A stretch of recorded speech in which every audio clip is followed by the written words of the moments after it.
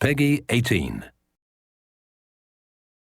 Hi everybody, this is Noah Hughes, Creative Director on Tomb Raider, and we're here at Crystal Dynamics. We're going to take a look at a segment of the game that's going to showcase some of our combat and high action sequences.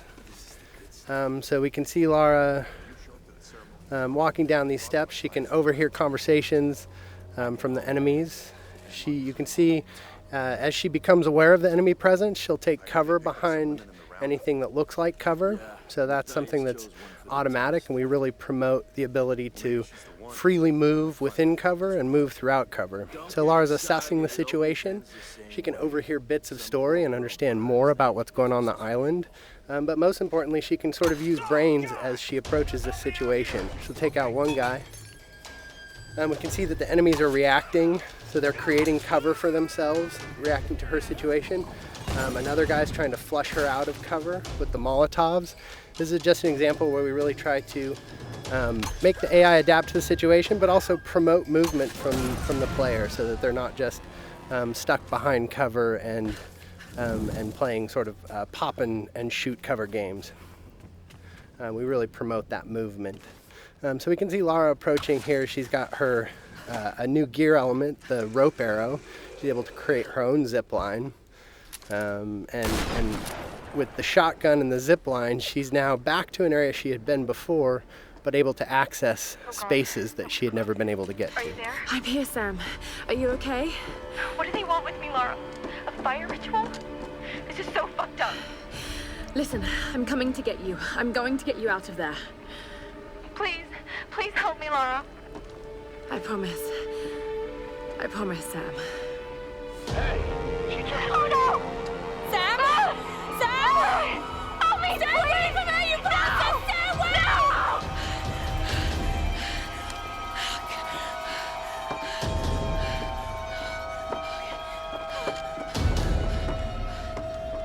So we can see that Lara's friends, in particular Sam, is in trouble, and she has a very clear goal now, which is to make her way to the scavenger fortress where Sam is being held. So she knows that's down at the bottom of the mountain, and she's going to find a way down. I don't know. Another part of the plane? Keep working. I'll go check it out.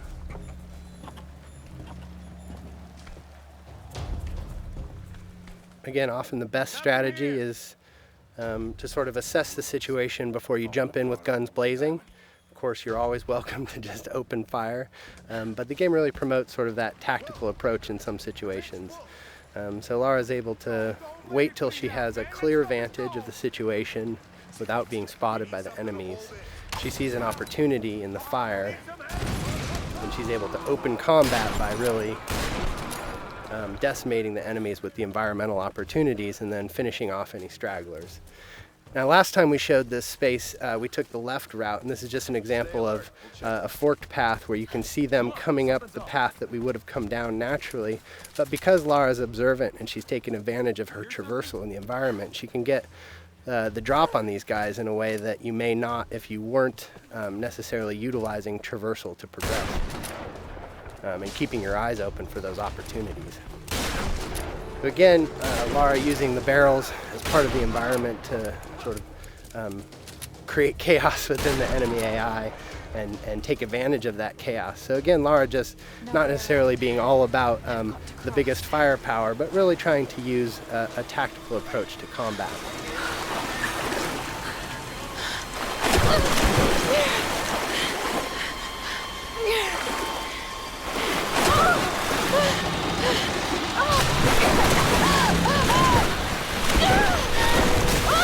As is often the case, Lara's intended path down the mountain isn't necessarily where she ends up. So we could see an example of sort of a brutal death as Lara misnavigates the situation in the flood here.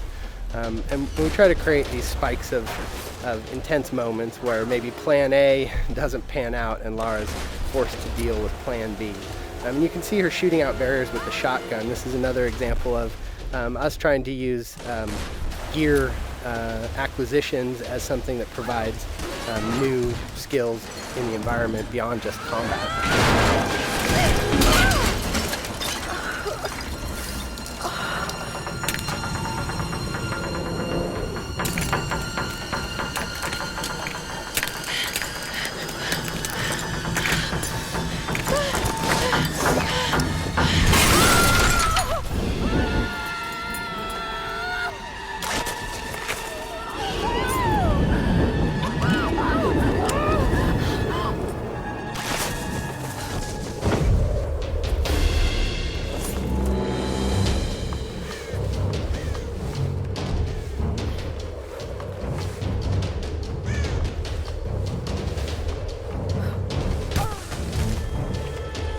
can see that Lara's been able to adapt to this turn of events and managed to find her way down the mountain, but is a little bit worse for wear, having gone through a pretty traumatic descent. So we see Lara sort of shaken from the experience, and ultimately this is really just awakening injuries that have started since the beginning of the game. You can see her side is already bleeding from experiences she had when she first washed up on the island, and that's just been made worse by her traumatic descent.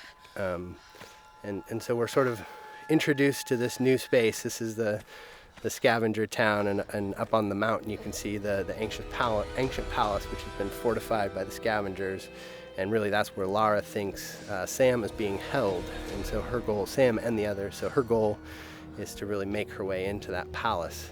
But you can see that she really is sort of feeling the effects of the fall, and as she stumbles her way into this new space, we realize that Lara is indeed worse for wear and has limited traversal capabilities. So you can't necessarily climb from roof to roof like you might if you were in the best of health. So Lara is really forced to sort of in a position of vulnerability to sneak her way towards the medical chopper that she saw, and hopefully find some supplies that are going to help her deal with her current situation. I don't know what you're talking about. Please. You are lying. I know you escaped with them. Please. I don't. I need to loosen your tongue. Tell me!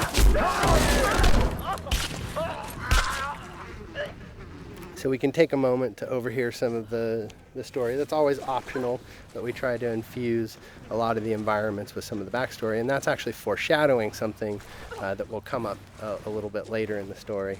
So we make our way through this grotesque tunnel, again trying to get to this medical chopper in hopes of dealing with our injuries, but really trying to take a cautious approach and stay away from these nasty scavengers.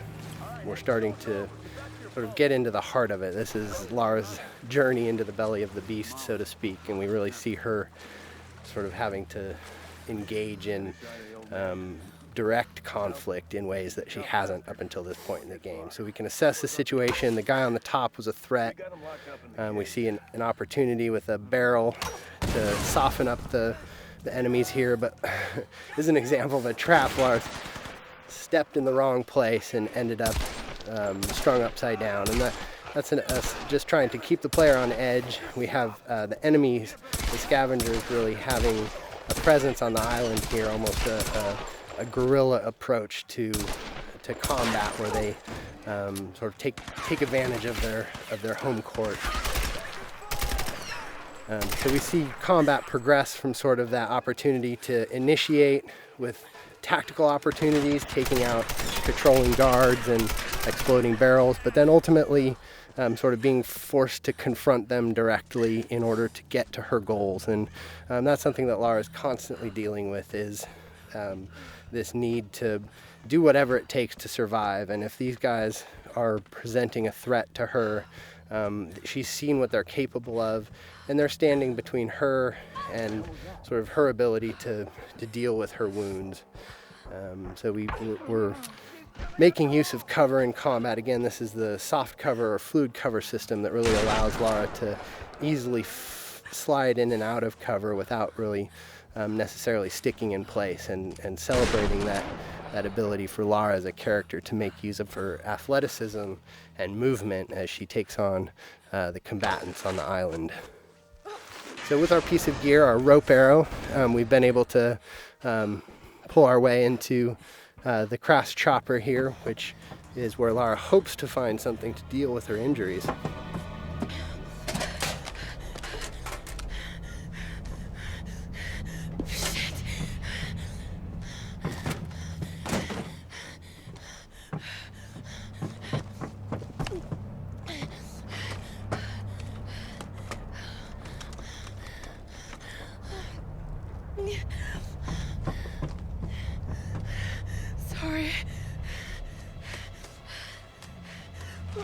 All right, thanks everybody for joining us today. Stay tuned. We'll have some more things to show you down the road, but I hope you enjoyed our traversal down the mountain into Scavenger Hub today, and some more glimpses into our combat systems.